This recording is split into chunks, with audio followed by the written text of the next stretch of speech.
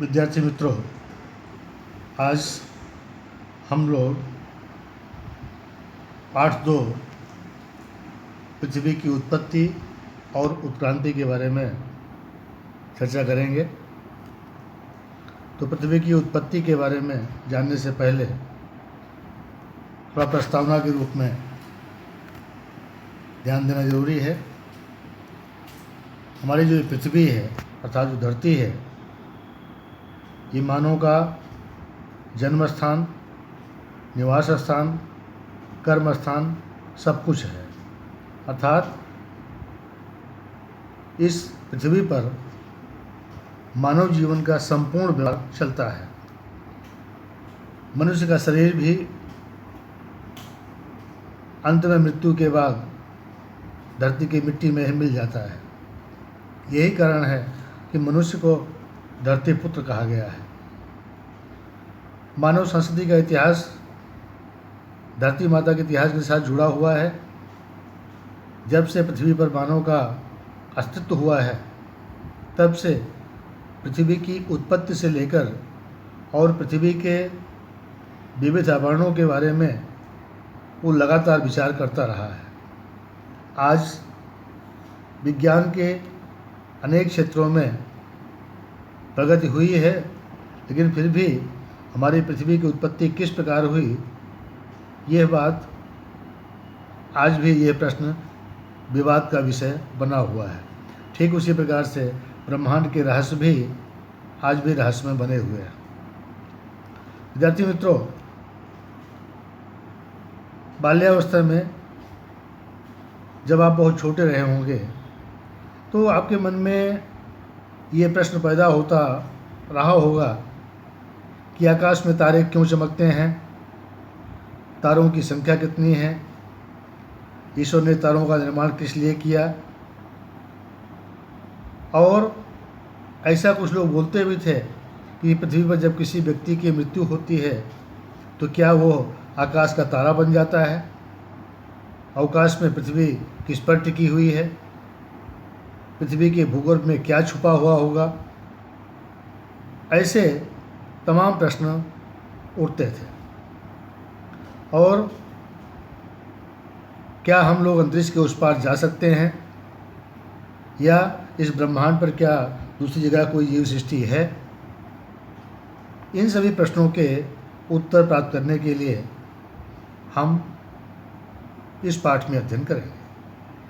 तो पृथ्वी की उत्पत्ति कैसे हुई, इसके बारे में कुछ पौराणिक मान्यताएं हैं। पृथ्वी की उत्पत्ति की पौराणिक मान्यताएं, क्या क्या मानना है लोगों का।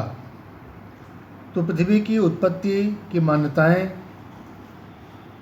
एवं समस्याओं के बारे में विविध धर्म ग्रंथों में देखने को मिलते हैं। इसे प्राचीन काल में अनेक देशों के लोग पृथ्वी का आकार किस रूप में मानते थे कि पृथ्वी के आकार की कल्पना अंडे जैसी है, ऐसी कल्पना करते थे। हिंदू लोगों की प्राचीन मान्यता थी कि ब्रह्मा युगों तक अपनी ध्यान अवस्था में थे और उन्होंने एक सोने का अंडा बनाया था। वो सोने का अंडा पृथ्वी है।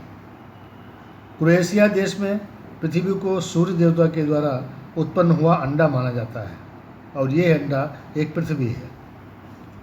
स्कैंडिनेविया के देश, जिसमें 3 देशों का समावेश होता है, स्वीडन, फिनलैंड एवं नॉर्वे, यहाँ पर पृथ्वी को ढाल जैसे आकार की कल्पना की गई है और यही ढाल जैसी पृथ्वी एक वृक्ष पर स्थिर है।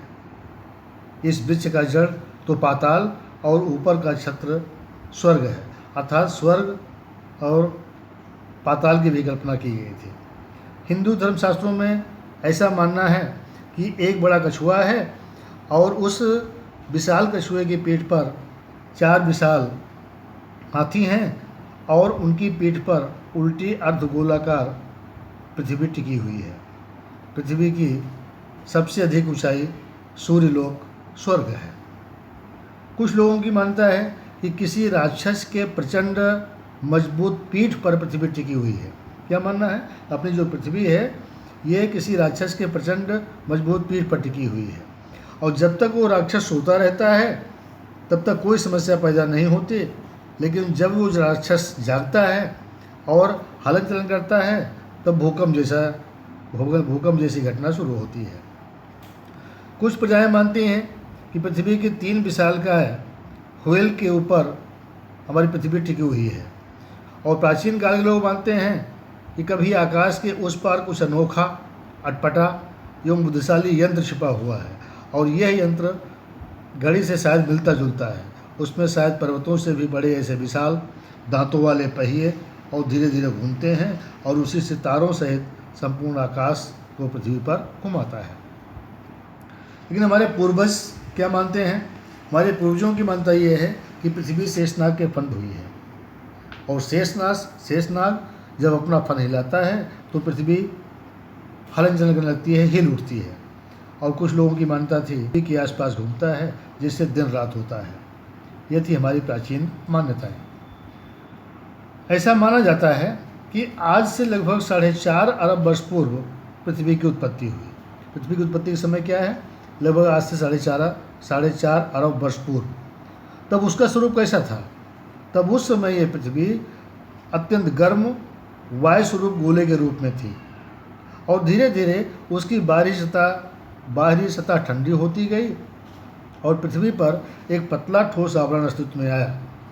तो पृथ्वी सौर मंडल या सौर परिवार का एकमात्र ग्रह ऐसा है जिस पर जीव सृष्टि संभव है, जीव सृष्टि का अस्तित्व है। तो सौर परिवार की उत्पत्ति के साथ ही पृथ्वी की उत्पत्ति जुड़ी हुई है। अब यहाँ देखा जाए तो पृथ्वी के जन्म के विषय में अनेकों परिकल्पनाएं हैं, अनेकों सिद्धांत हैं, अनेकों मान्यताएं हैं, अनेकों सिद्धांत हैं। तो उसमें से मुख्य सिद्धांत कौन से हैं?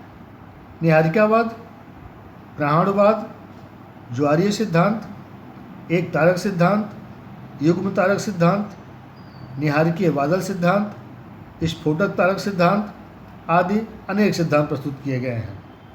लेकिन यहाँ प्रश्न उठता है कि इन सिद्धांतों के बारे में कोई ठोस प्रमाण या समर्थन न मिल पाने के कारण ये सिद्धांत आज भी विवाद के विषय बने हुए हैं। अब हम देखते हैं कि पृथ्वी की उत्पत्ति के विषय में विविध सिद्धांत कौन कौन से हैं। तो पृथ्वी की उत्पत्ति के विषय में वैज्ञानिकों एवं तत्ववेत्ताओं ने अनेक परिकल्पनाएं प्रस्तुत की हैं, जिन्हें हम 3 भागों में बांटते हैं, जिन्हें 3 भागों में बांटा गया है। पहला है एक तारक उत्कल्पना। एक तारक उत्कल्पना के अनुसार पृथ्वी की उत्पत्ति एक तारे से हुई है, ऐसा माना जाता है। इसे एक पैतृक कल्पना भी कहते हैं। दूसरी है द्वैतारक अथवा युग्म तारक उत्कल्पना। इस परिकल्पना के अनुसार ऐसा माना जाता है कि 2 ताराओं के टकराने से पृथ्वी की उत्पत्ति हुई है। ये द्वैतारक परिकल्पना है। तीसरा है वायुमय और धूलमय बादल आधारित परिकल्पना। इस सिद्धांत के अनुसार ऐसा माना जाता है कि सौर मंडल की उत्पत्ति वायु और धूल जैसे पदार्थों से हुई है। अब एक तारक परिकल्पनाएं कौन सी हैं? एक तारक परिकल्पनाओं के विभाग हैं। एक है वायु राशि उत्कल्पना। इस परिकल्पना को जर्मन तत्वज्ञानी इमैनुअल कांट ने ईस्वी सन 1755 में प्रस्तुत किया था, जिनके मतानुसार कि अवकाश में ठंडे और गतिहीन वायुमय बादल थे, और वायुमय बादलों में निहित जो वायुकण थे, उन वायुकणों का पारस्परिक गुरुत्वाकर्षण शक्ति के कारण घर्षण हुआ और उसमें से एक तप्त और अपनी काल्पनिक दूरी पर घूमती हुई निहारिका बनी, निहारिका में रूपांतरित हो गई। तो निहारिकावाद उत्कल्पना क्या कहती है कि 1796 में फ्रांस के खगोल शास्त्री एवं गणित शास्त्री लाप्लास ने कांट की वायु राशि उत्कल्पना में कुछ सुधार किया। उनके विचार के अनुसार वायुमय और ध्रुवीय राशि आदि पदार्थ में से सूर्य और ग्रहों की उत्पत्ति हुई है। दूसरी परिकल्पना है द्वैतारक अथवा युग्म तारक परिकल्पना है। इसमें है पहला ग्रहाण उत्कल्पना। 2 अमेरिकन वैज्ञानिक टी.सी. चैम्बरलेन और मोल्टन ने ईस्वी सन 1990 में ये उत्कल्पना प्रस्तुत की थी। उनके मतानुसार ब्रह्मांड में सूर्य के पास से एक भ्रमणशील प्रवासी तारा गुजरा और इस तारे के गुरुत्वाकर्षण बल के कारण सूर्य की सतह पर से कुछ पदार्थ अलग हो गए और ब्रह्मांड में दूर दूर बिखर गए ये जो अलग हुए भाग थे ग्रहों के रूप में रूपांतरित होकर सूर्य के आसपास चक्कर लगाने लगे। इस परिकल्पना को सर जेम्स जीन्स और बाद में सर हेरोल्ड जेफरी ने समर्थन दिया। इसके बाद तीसरी है वायुमय और धूलमय बादल आधारित परिकल्पना। अंतरताराकीय धूलमय बादल परिकल्पना रूसी विचारक ओटो श्मिड ने 1943 में प्रस्तुत की थी। सौरमंडल की उत्पत्ति के विषय में यह परिकल्पना ओटो श्मिड ने प्रस्तुत की थी, जिनके मतानुसार कि ब्रह्मांड में सूर्य था जो लगभग 600 करोड़ वर्ष पूर्व ग्रहों का निर्माण करने वाले पदार्थ परमाणु स्वरूप में थे। समय बीतने पर इन परमाणुओं में से वायु, कौन सी वायु, हाइड्रोजन और हीलियम और धूलमय बादलों की उत्पत्ति हुई। सूर्य की आकर्षण शक्ति के कारण तारों के बीच में आए हुए धूलकण और वायुमय बादल परस्पर एक दूसरे की ओर आकर्षित हुए।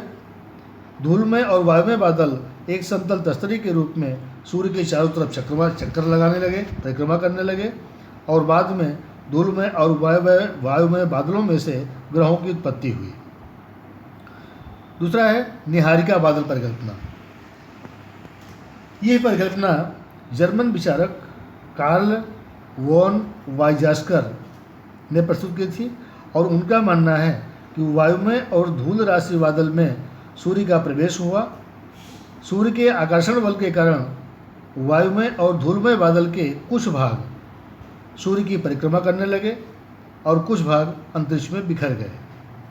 धूलमय रजकण परस्पर संगठित होकर मोती की माला के रूप में परिवर्तित हुए। समय बीतने पर विशाल स्वरूप के मोती ग्रह और लघु स्वरूप के मोती उपग्रह बने। इस प्रकार ग्रहों और उपग्रहों की रचना होने में लगभग 10 करोड़ वर्ष का समय लग गया। पृथ्वी की उत्पत्ति के आधुनिक सिद्धांत कौन कौन से हैं? तो पृथ्वी की उत्पत्ति से संबंधित जो अनेक परिकल्पनाएं प्रस्तुत की गई हैं उनमें से दो विचारधाराएं, दो परिकल्पनाएं अधिक स्वीकृत मानी गई हैं, जिसमें एक है निहारिका परिकल्पना और दूसरा है ज्वारीय परिकल्पना। निहारिका परिकल्पना में इस परिकल्पना के विचारक या प्रस्तुतकर्ता जर्मन तत्वज्ञानी इमैनुअल कांट थे। उन्होंने ईस्वी सन 1755 में यह परिकल्पना प्रस्तुत की थी। इनके मतानुसार अरबों वर्ष पूर्व अवकाश में ठंडे और गतिहीन वायुमय बादल अस्तित्व में थे। वायुमय बादल में निहित वायुकणों के पारस्परिक गुरुत्वाकर्षण बल के कारण भयंकर घर्षण हुआ और यह वायुमय बादल गर्म और अपनी काल्पनिक धुरी पर घूमती हुई निहारिका के रूप में परिवर्तित हुआ। अंतरिक्ष में तारों के समूह के बीच जो श्वेत और श्याम वायुमय बादल दिखाई देते हैं उन्हें निहारिका कहते हैं। यहाँ प्रश्न बनता है कि निहारिका अर्थात क्या? तो निहारिका किसे कहते हैं? तो अंतरिक्ष में तारों के समूह के बीच में जो श्वेत और श्याम अर्थात ब्लैक एंड वाइट वायुमय बादल दिखाई देते हैं उन्हें निहारिका कहा जाता है। कांट की इस विचारधारा में फ्रेंच गणित शास्त्री लाप्लास ने ईस्वी सन 1796 में सुधार किया और उनका मानना है कि प्रारंभ से ही परिभ्रमण करती हुई एक तप्त निहारिका थी और इस निहारिका के समूह पर से गर्मी लगातार बाहर निकल रही थी।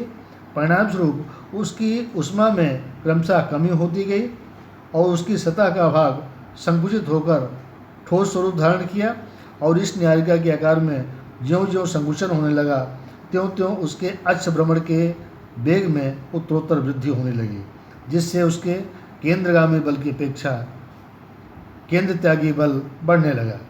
केंद्र त्यागी बल के कारण निहारिका की सतह पर से समयांतर एक के बाद एक वायुमय बादल समूह में वृत्ताकार अंतरिक्ष में अवकाश में घूमने लगे और इन वायुमय पदार्थों के समूह निहारिका के अपने गुरुत्वाकर्षण बल के कारण उसके आसपास चक्कर लगाने लगे। इन वायुमय पदार्थों का धीरे धीरे संयोजन और एकीकरण होने से वृत्ताकार वायुमय पदार्थ ठोस गोलाकार स्वरूप में परिवर्तित हो गए जो ग्रह के रूप में पहचाने गए और ग्रहों का घनीकरण होने के पहले ही इस समग्र प्रक्रिया का पुनरावर्तन हुआ, जिससे कुछ ग्रहों में से उपग्रह बने और मूल निहारिका का शेष भाग ही हमारा आज का जो सूर्य है वो मूल निहारिका का शेष भाग है।